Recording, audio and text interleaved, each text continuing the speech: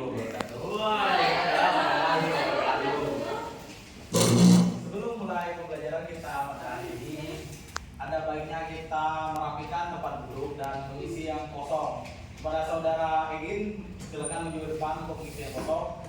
Dan untuk sampah yang di antara Julia dan Nurul, salah satunya untuk mengambilnya. Ya, terima kasih sudah mengambil sampah itu. Iya, Sebelum memulai pembelajaran kita pada siang yang panas ini, yang sangat panas, ada baiknya kita berdoa kepada saudara Egin untuk memimpin doanya. Oke, baik teman-teman, langkah baiknya sebelum kita mulai belajar pada pagi menjelang siang hari ini, kita berdoa. Berdoa dimulai. Berdoa saja. Oke, kita hari ini akan belajar tentang pernikahan.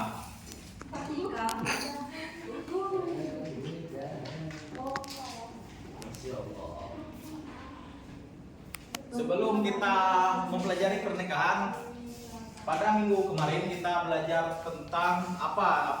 Ada yang masih ingat tentang pembelajaran kita pada minggu kemarin?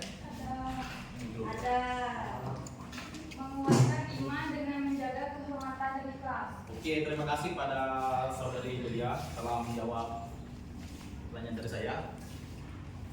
Ini kita belajar tentang pernikahan. Pernikahan yaitu berasal dari bahasa Arab yang berarti al-jum'u yang artinya bertemu ataupun berkumpul.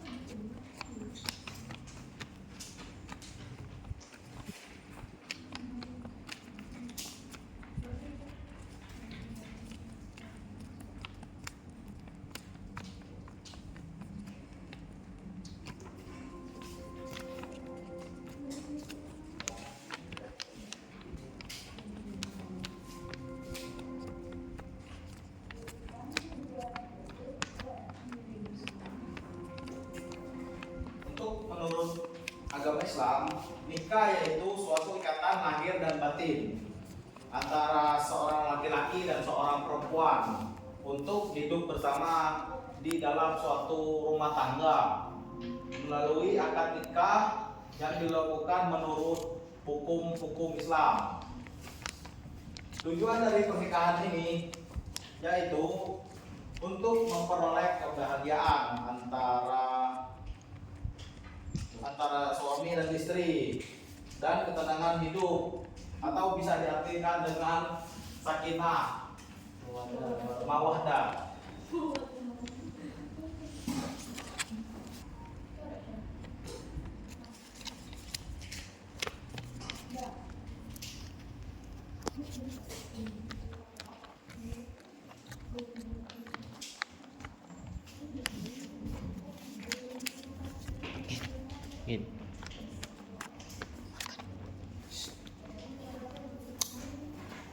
Yang kedua yaitu untuk membina rasa cinta dan kasih sayang antara suami, istri, dan anak, yaitu saling mencintai dan melengkapi antara suami, istri, dan anak.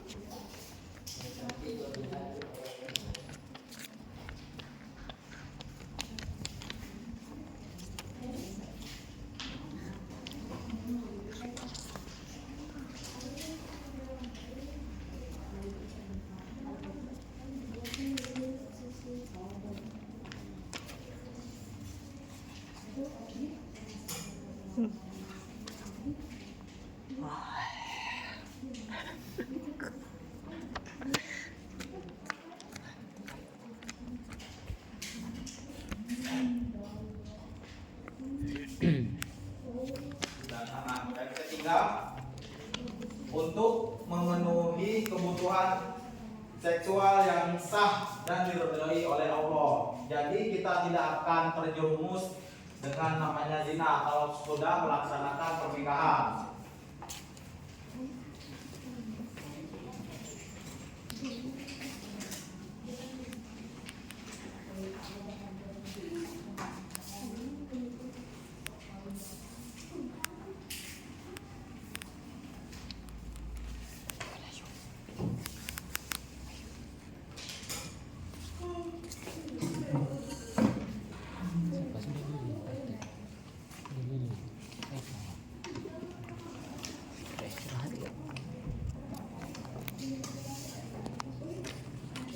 Yang keempat yaitu untuk melaksanakan perintah Allah yang tertulis di Al-Quran surat An-Nisa ayat 3 yang artinya maka nikahilah perempuan yang kamu sukai untuk kaum laki-laki.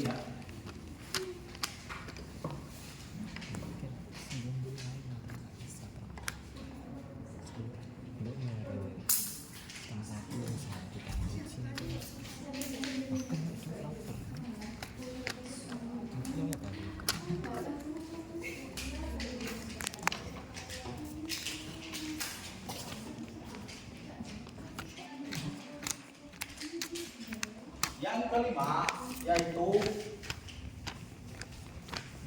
mengikuti salah satu sunnah Nabi Muhammad SAW. Dan terakhir untuk memperoleh keturunan yang sah, yang tidak bukan hasil dari zina ya, yang sah ini yang diridhoi oleh Allah atau orang lain. Biar anaknya jadi binti bukan binti ya. Biasa ya yang hasil zina anak kau udah jadi pakai bin.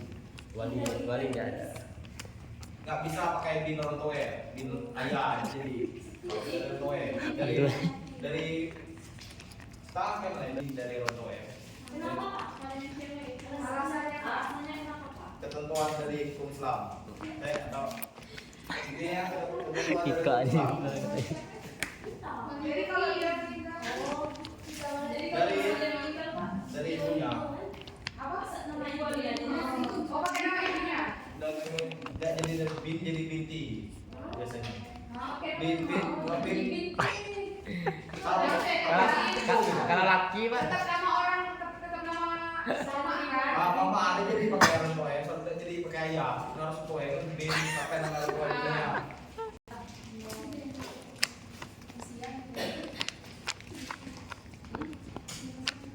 Sakit perutnya. Udah mandi asal.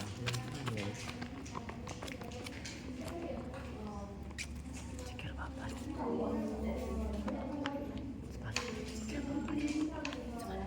Itu untuk yang tadi untuk membedakan antara anak yang sah yang tidak sah, biar para masyarakat tuh bisa membedakan ya. Untuk memperingati yang lain biar malu bahwa keturunan dari yang tidak sah itu sangat mencoreng nama keluarganya.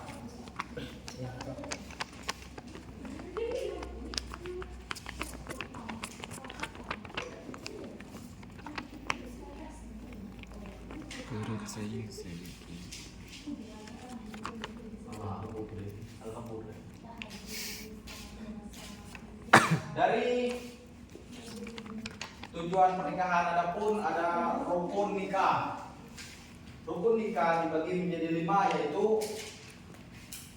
pasti dalam pernikahan ada calon suami dan istri, adanya wali dan adanya 2 orang saksi, dan ada juga ijab dan kabulnya.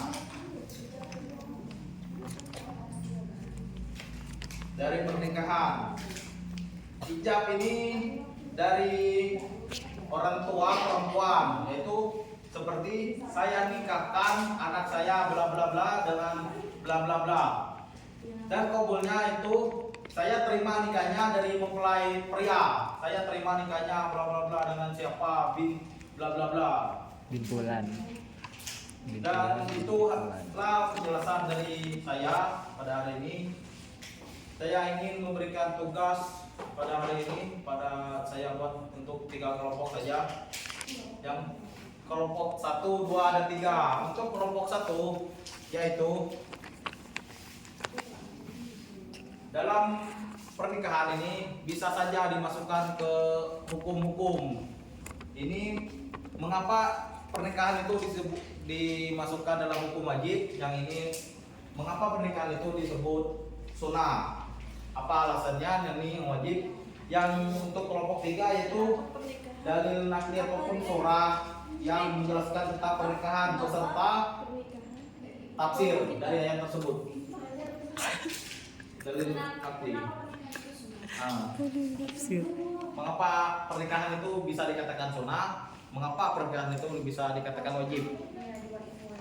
Sebenarnya saya beri waktu 3 menit sampai 5 menit untuk mencari jawabannya. Apa kembali sih, Tri?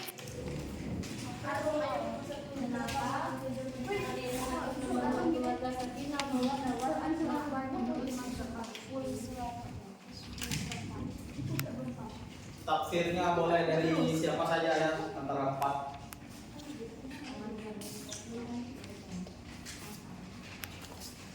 Kalau hanya artinya teman-teman nggak akan mengerti arti dari ayat tersebut, karenanya kita diperlukan tafsir biar teman-teman semua bisa mengerti.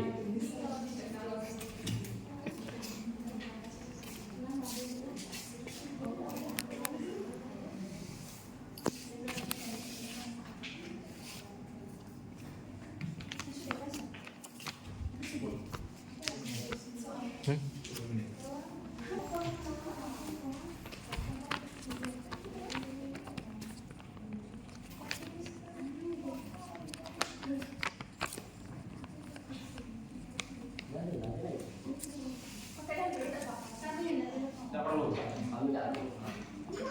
Sebutkan dari mengapa alasannya pernikahan itu dikatakan wajib. Untuk kelompok yang pertama.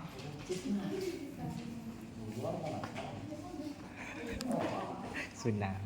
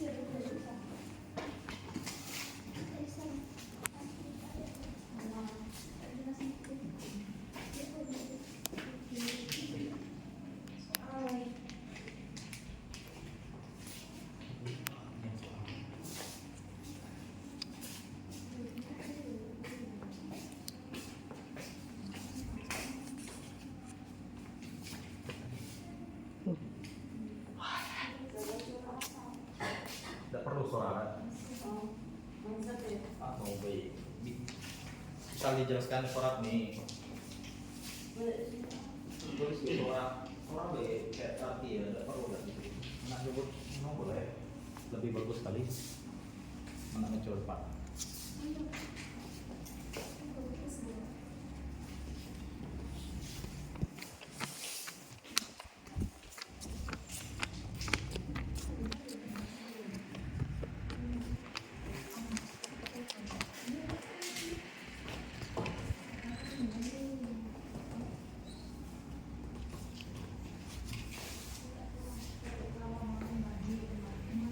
Sudah selesai? Dan teman-teman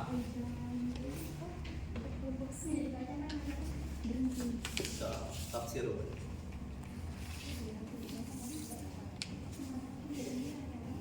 sama tafsirnya sebutkan di surat ayat ini langsung tafsir itu salah.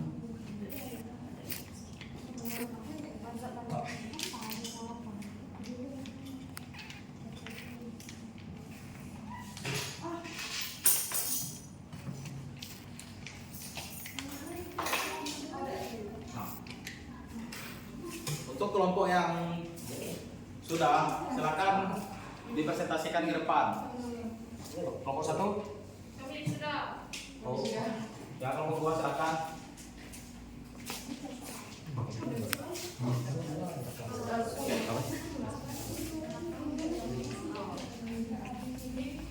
Ada mana ya? Ada semua. Mengapa nikah itu sunnah? Merujuk pada buku Pernikahan Islam Kajian Fikih, menurut mazhab Maliki, nikah berhukum sunnah apabila tidak ingin menikah.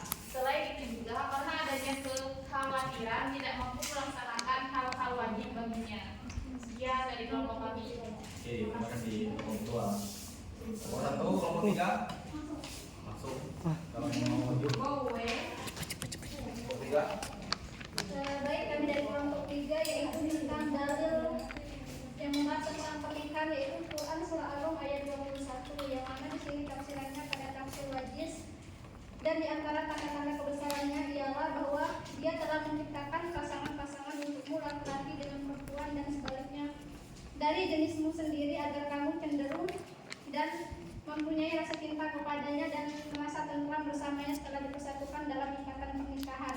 Dan sebagai wujud rahmatnya, Dia menjadikan di antara kamu potensi untuk memiliki rasa kasih dan sayang kepada pasangannya, sehingga keduanya harus saling membantu untuk mewujudkannya demi terbentuknya bangunan rumah tangga yang utuh. Sungguh pada yang demikian itu benar-benar terdapat tanda-tanda kebesaran Allah bagi kaum yang berpikir bahwa tumbuhnya rasa cinta adalah anugerah Allah yang harus dijaga dan ditujukan ke arah yang benar dan melalui cara-cara yang benar pula. Terima kasih. Oke, terima kasih pada kelompok 3. Kelompok 1. Pernikahan dikatakan wajib. Oke, pada saudara ini. Oke baik, kami dari kelompok 1 mengapa mereka itu wajib? Ya, Oke. bisa dikatakan wajib.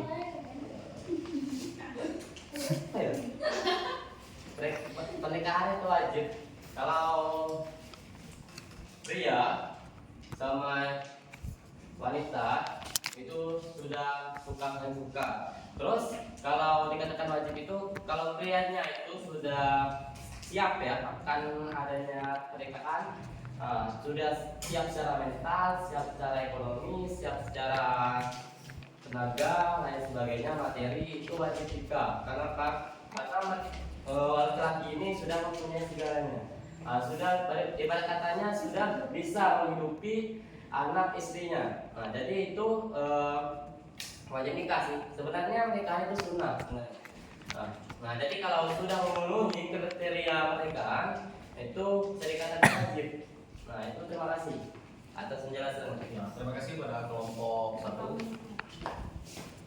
Bisa ditambahkan sedikit tentang mengapa pernikahan itu wajib untuk biar kita memenuhi hasrat seksual, karena adapun seseorang bisa tidak boleh kan melampiaskan kepada orang lain yang tidak sah, gitu. Belum sah gitu. Jadi untuk melampiaskan rasa penasaran lah, biasanya ada yang penasaran kayak itu. Jadi disuruh wajib untuk menikah biar tidak terjadinya zina. Oke. Untuk sebelum mengakhiri pembelajaran kita pada siang yang panas kali ini, saya ingin pada teman-teman untuk sedikit merangkum ya, ataupun merangkum dari materi kita pada hari ini untuk saudari Aisyah. Silakan untuk merangkum sedikit tentang pernikahan. Apa yang kamu tangkap materi pada hari ini? Sedikit saja. Ataupun untuk saudari Lilin, sedikit saja. Tentang pernikahan. Ya, apa kamu tangkap pada hari ini? Pernikahan itu memiliki tujuan yaitu untuk mencapai sakinah, membina rumah tangga, cinta dan kasih sayang di antara suami, istri dan anak, untuk memenuhi seksual yang sah atau menjauhi zina, untuk melaksanakan perintah Allah, dan yang kelima yaitu mengikuti sholat salah satu sunnah, dan yang keenam untuk memperoleh keturunan yang sah. Oke, terima kasih kepada saudara Zulim untuk mengakhiri pembelajaran kita pada hari ini. Ada baiknya kita untuk saya akhiri topik kuliah. Wassalamualaikum warahmatullahi wabarakatuh. Waalaikumsalam.